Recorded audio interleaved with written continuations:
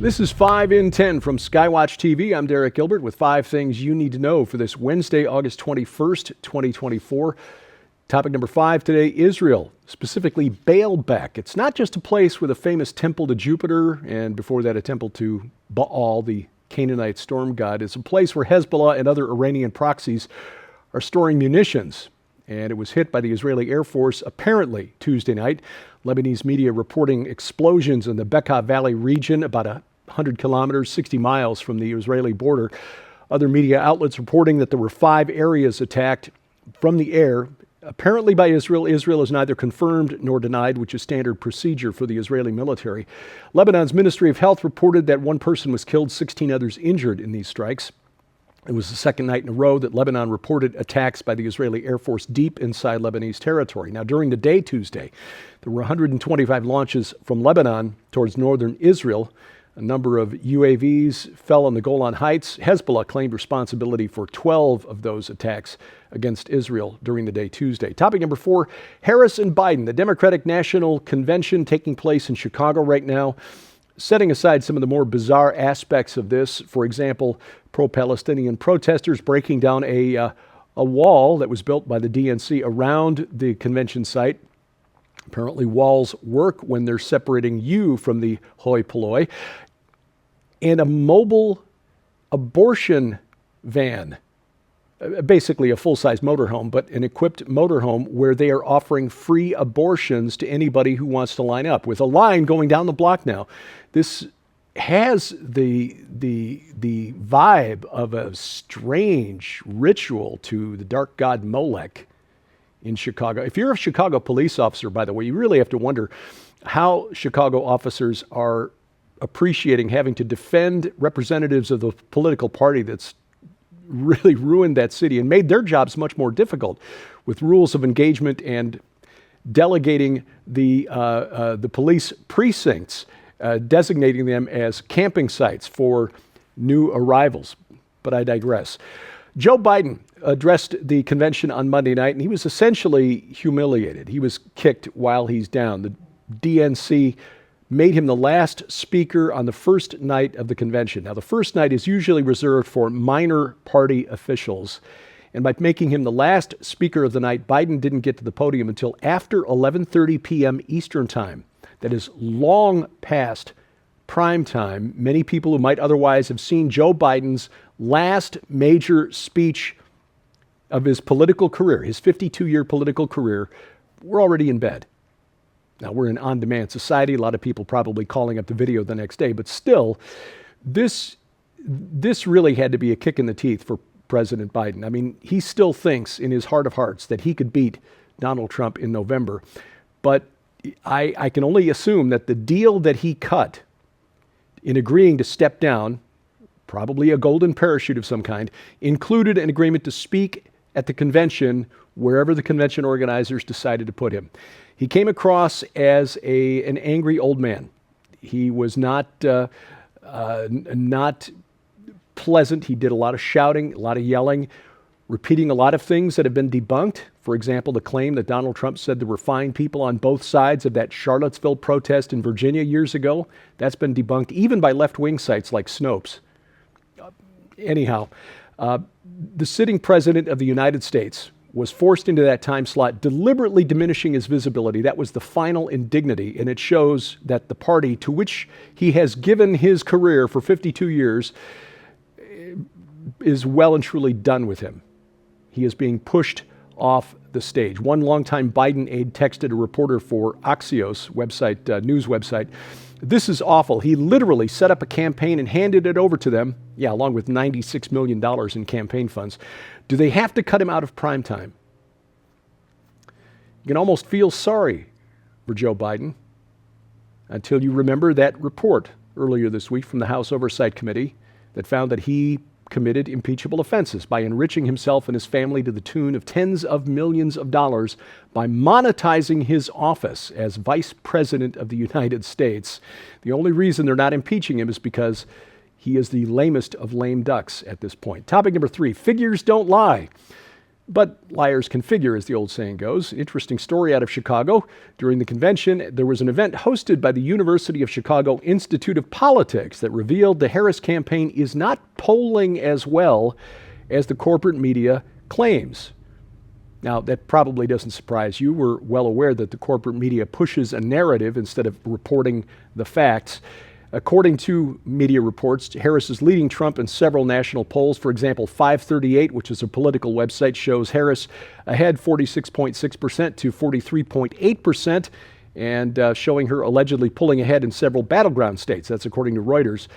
Except that a political action committee called Future Forward, which is one of the main PACs backing Harris, is seeing something else. According to their president, Chauncey McClain, their internal polling shows that the race is much tighter than that, and that voters are not happy with the lack of specificity from Harris. In other words, she's not putting forward any solid proposals, policy proposals, except for the one that she stole from the Trump campaign. Let's not tax tips. Well, and then the full communist proposal of wage and price controls that she put out Friday afternoon, which, as we've said, have never worked anywhere they've been tried. In fact, you go back 2,000 years, Emperor Diocletian in the 3rd century AD tried wage and price controls, and it didn't work for the Romans then. It's not going to work in the United States now. But just as Richard Nixon put it forward in 1971, which got him elected in 1972, Harris is only just trying to kick this past November, when then she can kind of forget about it. Anyway, on the polls, political consulting firm Cold Spark says they're seeing a historic response. This is quoting now, historic response bias on surveys that is setting the table for a large polling miss this fall. What they're saying is pollsters are essentially injecting unreported bias into their results by targeting subgroups more likely to answer the way they want, end quote. The subtext being bias in favor of Kamala Harris. We shall see. There are a lot of interesting things happening. In fact, there's a report that came out Tuesday afternoon, reported by Alex Jones, quoting a reliable source. We'll see if this happens. But according to Jones, Robert F. Kennedy Jr. has agreed to endorse the Trump campaign, and that Trump may give him a cabinet position, perhaps Attorney General. Could you see a Trump cabinet with Robert F. Kennedy Jr., like his father, serving as Attorney General of the United States? That could be really interesting. Topic number 2, the power of AI, or rather, the power required by AI. Artificial intelligence. Dreams are coming with a big energy price tag. In fact, technology companies, some of them, are drawing more electricity than some nations with tens of millions of people. Seriously. Comparing the electricity use of Google, Microsoft, Meta, and Apple in 2023, based on company reports and the U.S. Energy Information Administration, Google and Microsoft both consume more electricity, about 24 terawatt hours, than countries like Jordan, population 11 million, and Ghana, with 34 million people.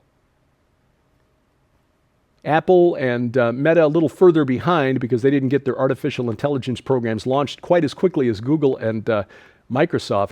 But Google and Microsoft, they both have doubled their electricity use over the last 4 years. Again, consuming more power just for those companies than nations with anywhere from 10 to 35 million people. This AI will be the end of these green, carbon neutral dreams of electricity generation. AI does not want its food source cut off when the wind stops blowing. Coming up, missing the point of a book review. Bless her pointy little head. Straight ahead on 5 and 10. Ladies and gentlemen, you can easily and conveniently stream this incredible new film, Void Earth Cataclysm Before Genesis, right now at skywatchtv.com/stream or on the mobile app for immediate access. However, if you'd like to receive your own hard copy on DVD, Skywatch TV is proud to announce the Void Earth Ultra Collection. When you order this exclusive collection from the Skywatch TV store, you'll receive the brand new documentary from Defender Investigative Films, Void Earth, Cataclysm Before Genesis, along with Dr. Thomas Horn and Reverend Donna Howell's best-selling book, Before Genesis, The Unauthorized History of Tohu, Bohu, and the Chaos Dragon in the Land Before Time. These powerful works present astounding revelations like no other, taken directly from the Word of God, the conclusion to the events of Genesis that merges all contributing voices from not only the young and old creationist groups, but the scientific community as well into one balanced and agreeable climax. They reveal precisely how ancient archaeological sites like Göbekli Tepe and the Doorway of the Serpent point irrefutably to an intelligent race of beings here on Earth thriving before the time of Adam and under Lucifer's fallen dominion.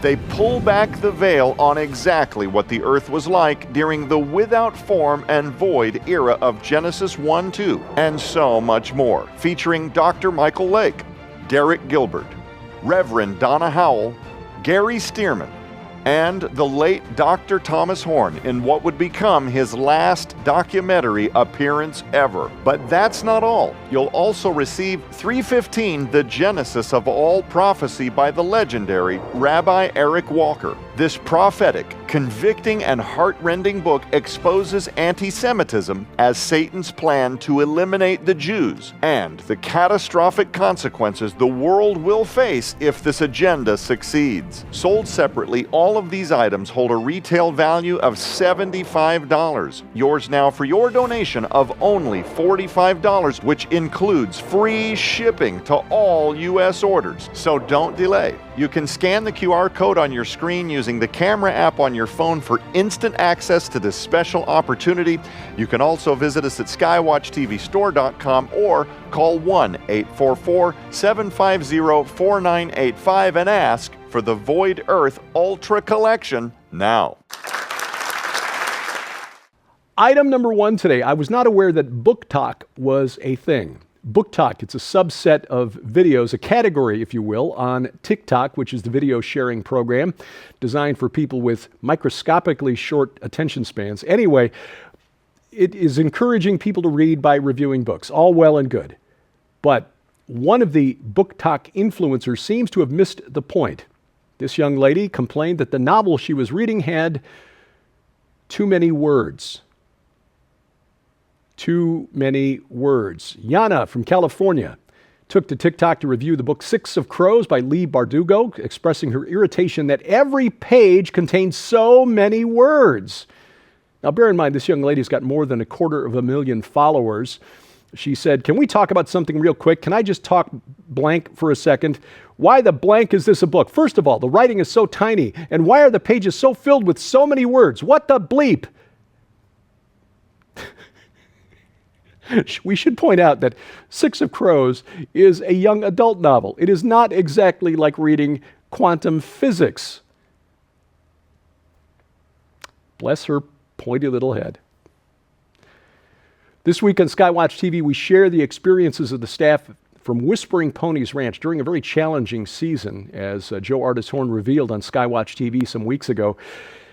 Changes in the insurance industry that are affecting a lot of churches and church camps this summer hit Whispering Ponies Ranch hard. The staff had to adapt on the fly, volunteering at other camps. They tell you what they learned and how God has really blessed them through that work and how your support made it possible for them to volunteer for these other camps, serving children at risk.